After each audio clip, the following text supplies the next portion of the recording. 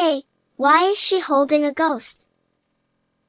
My 5-year-old daughter, who had come to visit my brother's wife just after she gave birth, said this while curiously staring at the baby sleeping in my sister-in-law's arms. Isn't that Grandma over there? At my daughter's next words, my sister-in-law let out a silent scream. She quickly tossed the baby into the crib, pulled the blanket over herself, and started trembling uncontrollably.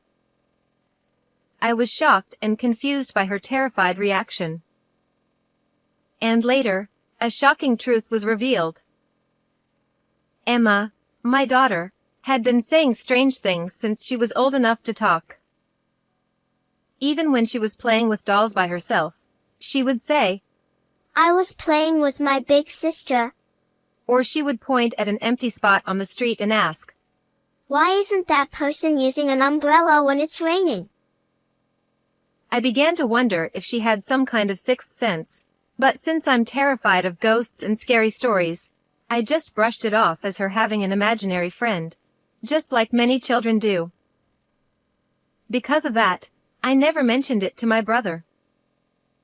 My brother, who is 2 years older than me, is a gentle and easygoing person. We used to play games and watch movies together when we were kids. He got married shortly after I did, tying the knot with his girlfriend at the time. However, Amy, his wife, turned out to be rather selfish and often caused trouble for those around her. She was the one who held the reins in their household, but I thought it suited my laid-back brother just fine, so I was happy for them. They also ended up living with my mom at our family home, and my brother, who travels a lot for work, was very grateful for. Some time after my brother got married, I became pregnant with our long-awaited second child. I'm pregnant, John. Congratulations, Nancy! That means Emma's going to be a big sister. Thank you. I'm so happy. When I shared the news with my brother, he was overjoyed. But that wasn't all. Actually, Amy's pregnant too. Your child and ours will be in the same grade. To my surprise, my sister-in-law was also expecting. Wow! What an amazing coincidence. I was thrilled by the news, and my brother and I started chatting excitedly about the future. Things like the baby's gender, possible names, and daycare plans. I felt so happy thinking about the child I would soon bring into the world. However, that peaceful time didn't last long before tragedy struck. I was suddenly hit with severe abdominal pain. My husband rushed me to the hospital, but by the time we arrived, it was too late. The baby inside me had already passed away. After spending hours crying, I forced myself to make the difficult call to tell my mom, who had been so happy about my pregnancy. But no matter how many times I called, my mother's phone wouldn't connect. Growing increasingly anxious, I decided to reach out to my sister-in-law, who lived with her. Hello, Amy? It's been a while. I just have something I need to check. What is it? Amy's voice was curt, filled with irritation. I've been trying to call my mom's cell, but it's not connecting at all. Also, did you guys cancel the landline? I got a message saying it was disconnected. Yeah, there were too many telemarketers, so we got rid of it. Is something wrong with my mom? I'm worried because I can't reach her on her cell either. She said it broke. She'll get a new one eventually. Amy quickly cut me off, then added, So, what do you need? I can pass along a message. It was clear she wanted to end the call as soon as possible. So, I decided to tell my sister-in-law about the miscarriage. To my shock, she responded with a sneer and threw some appalling words at me. Were you still working your part-time job? standing for hours on end, right? You were just being careless, weren't you? So irresponsible. What? I mean, you already have one child, so it's not like you should be that sad. There's no point in dwelling on it. You can just have another one. I was stunned by Amy's insensitivity. I couldn't understand how she could be so cruel, rubbing salt into my wounds while I was in the depths of grief over losing the life inside me. She continued, If you miscarried that quickly, the baby might have been weak anyway. Unlike you, I take good care of my body. But by then, I couldn't hear anything she was saying anymore. I simply said, I have to go, and hung up the phone. Yet, the tears kept flowing, and I couldn't stop them. It was the first time I had ever felt such overwhelming sadness and despair. I lay on the couch and cried until my husband came home, unable to do anything else. Although I was somewhat worried about not being able to reach my mom, I avoided visiting my parents' house for nearly 6 months because I couldn't bear the thought of facing Amy after that call. Then, one evening, just after 10 p.m., I received a phone call from my brother. It was unusual for him to call at that hour, so I answered, and heard his voice trembling with tears. Nancy, Mom collapsed from heat stroke. She didn't make it. No, that can't be. Mom. I was so shocked that everything went black before my eyes. Apparently, my sister-in-law had returned home that evening and found my mother collapsed in the yard. She called an ambulance, but Mom wasn't breathing, and by the time my brother arrived at the hospital from his business trip, she was already gone. They said she was found near the shed in the yard, perhaps searching for something when the heat got to her. It was a tragic accident in the height of summer. Once again, I was plunged into deep sorrow. However, there was no time to dwell on our grief. My brother and I were overwhelmed with the preparations for the funeral. We had to notify the authorities, contact our relatives and my mother's friends, arrange the funeral, and prepare for the wake. We were constantly on the move, but my sister-in-law showed no intention of helping. I was concerned about her health due to the pregnancy, but she didn't seem to be suffering from severe morning sickness. If you have a moment, Amy. I hesitantly asked her for help, but she quickly looked away. I'm not good with these kinds of things. I'll just go rest somewhere quiet.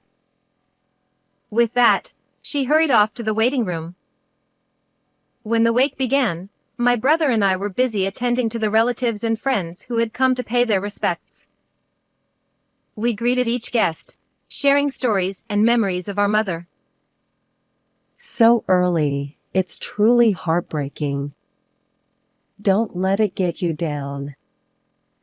Hearing such kind words from my mother's friends and acquaintances, I felt proud of her for the way she had valued her relationships with others. Although my frustration with Amy's lack of involvement continued to grow, I was too consumed by the sadness of losing my mother and the demands of the funeral to dwell on it. After the funeral finally ended, my brother and I were able to take a moment to breathe. Nancy, thank you so much. I'm sure Mom feels relieved now. Yeah. You did great too, John. It was tough. At that moment, I suppressed my frustrations with Amy's indifferent behavior, and together with my brother, I cried as we remembered our mother. Sometime later, as we began organizing the condolence money, Amy suddenly appeared out of nowhere and approached us. I wondered if she had finally decided to help, but that thought was short-lived as she said something unbelievable. Hey, shouldn't I be the one to keep this?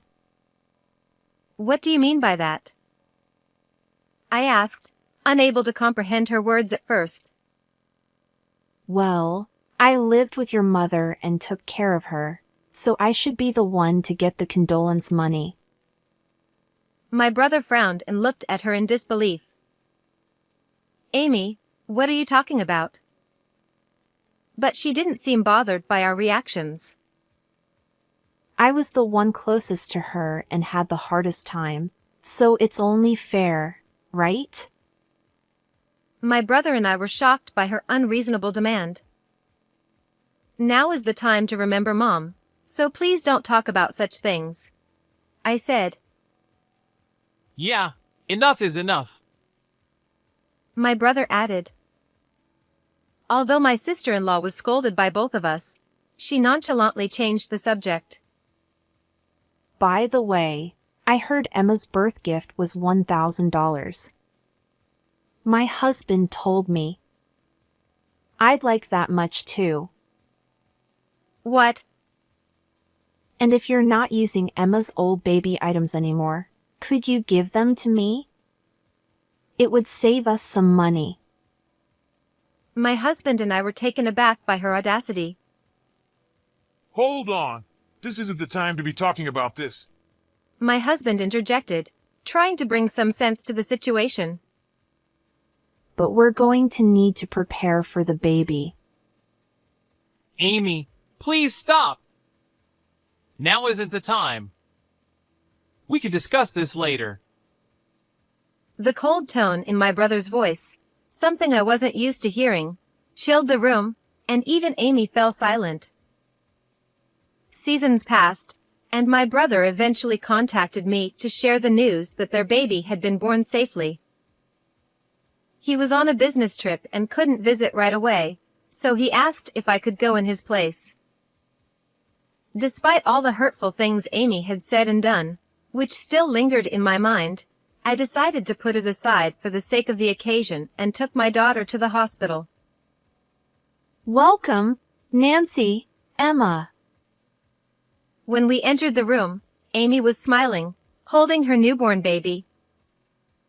Seeing her there, I almost forgot about the hurtful words from my miscarriage and the frustrations during the funeral.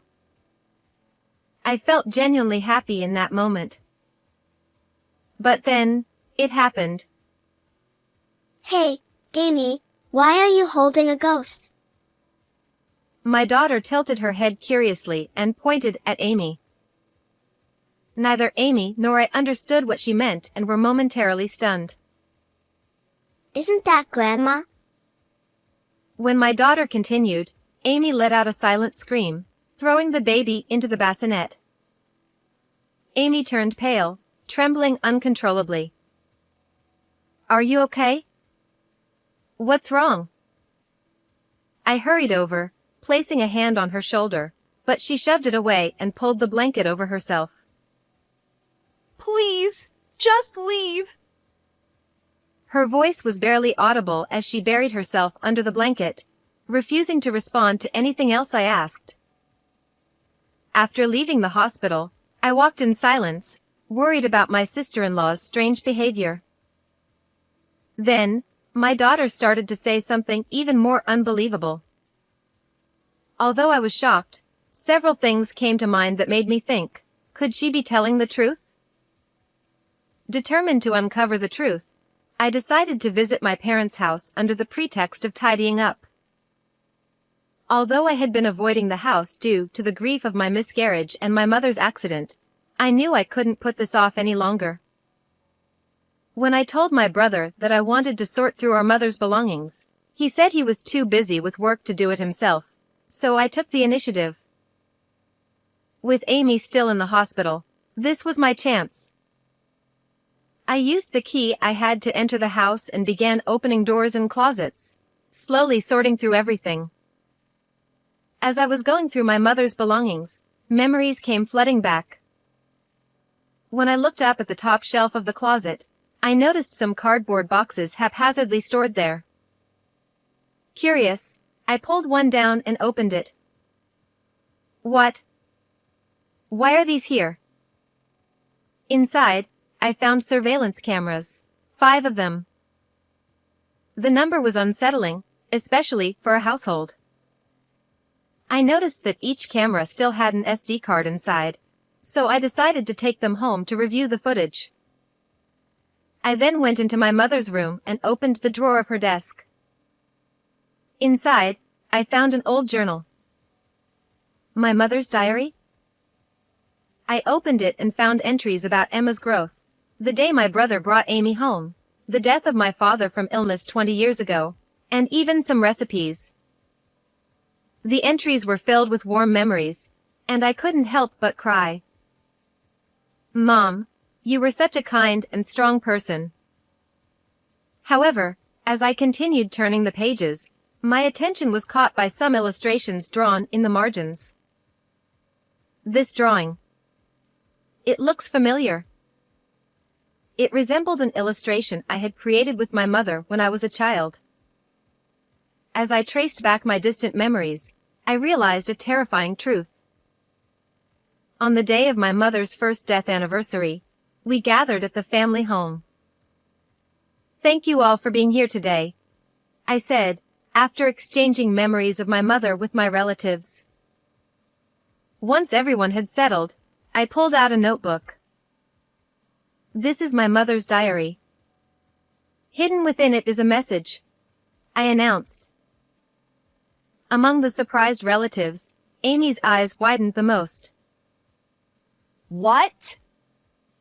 I've seen that diary, and there's nothing special in it. She scoffed, dismissing the notion. But I calmly continued.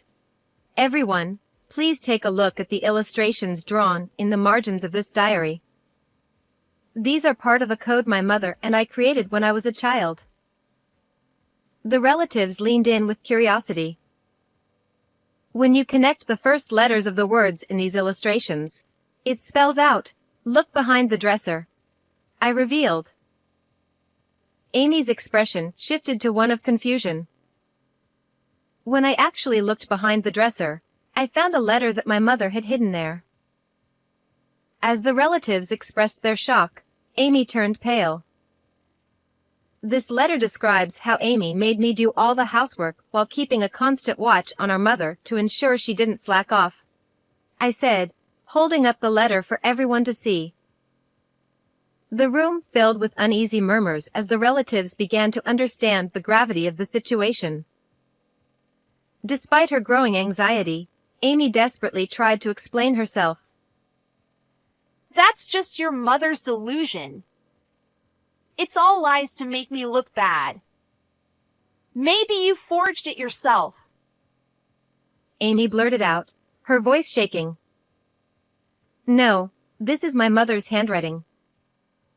The handwriting matches her diary entries, and the letter includes specific dates and detailed situations, making it very credible. I countered calmly. There were many other hiding spots indicated by the illustrations, and we found more letters from my mother in various places around the house. Under the mortar in the kitchen, between large plates, inside a box of canned goods, in the rag drawer, and even in the back of the shoe cabinet. If Amy had been doing the cooking and cleaning, she would have noticed these letters. The fact that she hadn't found them supports the truth of what my mother wrote. The other letters revealed even more, how Amy had stolen my mother's pension, forced all the housework onto her, and even had an affair. She had also cut off my mother's means of communication to keep this from my brother and me and had installed surveillance cameras throughout the house, in the yard, and at the entrance to ensure that my mother couldn't leave the house alone. Enough of this. It's all lies. What proof do you have that any of this is true? Amy shouted, her face flushed with anger. At that moment, my daughter stepped forward and stood in front of her. Grandma says Amy locked her up. She told me at the hospital too. My daughter said softly. Stop lying! Amy screamed, her voice filled with rage, as she lashed out at my daughter. But I stepped in front of her, shielding my child. Emma is not lying. Watch this video, I said, pulling out the SD card I found in the surveillance camera and playing the footage on my laptop. The content of the video was shocking. It showed my mother and Amy going to the storage shed to retrieve something. As my mother unlocked the door and began to enter, Amy suddenly shoved her inside. She then snatched the key, locked the door, and was clearly seen leaving the premises, glancing around nervously to ensure no one was watching. Our family home is in a rural area, with the nearest neighbors at some distance. It was also the height of summer, so few people would have been outside. Amy must have planned the whole incident, knowing the likelihood of being seen was minimal. Why would you do something like this? I asked, horrified. Amy muttered under her breath, her voice filled with resentment. She always nagged me whenever I came home late and insisted I help with the housework. Her tone grew more agitated, and suddenly she raised her voice. And then, somehow, she found out about my affair and threatened to tell my husband. I just wanted to teach her a lesson. That's all! I was stunned by Amy's selfishness and the flippant way she tried to justify her actions. This is the truth about how my mother died, I declared, as a heavy silence fell over the room. Everyone present was at a loss for words. Amy, with a tone of false bravado, said, I've confessed everything now, so just let it go, okay? The dead can't come back, so let's move on.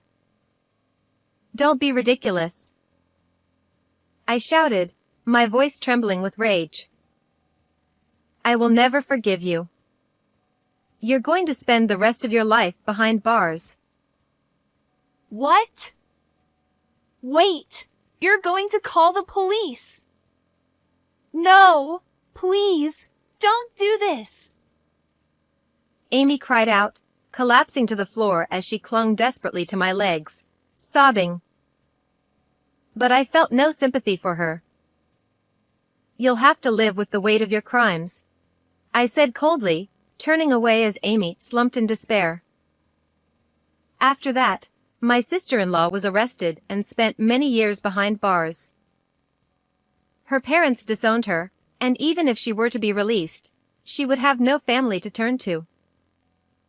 Her life would be a thorny path until the end. My brother divorced her, and their child was placed in an institution. Just as my mother had written in her letters, Amy had been unfaithful, and a DNA test revealed that the child wasn't my brother's. I later heard that Amy's parents took in the child and were caring for them. When things had settled down, I returned to the family home to continue organizing it. While doing so, I spoke with my brother. I was so focused on work that I didn't see her true nature. I couldn't protect Mom. My brother lamented. I gently patted his shoulder and said, but through Emma, we were able to uncover the truth. I'm sure Mom is at peace now. As my brother looked up, Emma suddenly asked, Is Grandma still here? No, she's not here anymore. My daughter replied with a gentle smile. She smiled at me and then went up to the sky. I believe that from now on, our mother will watch over us from above. And her love will continue to live on in our hearts forever. How did you like this story? Don't forget to subscribe to the channel. I'll see you in the next video.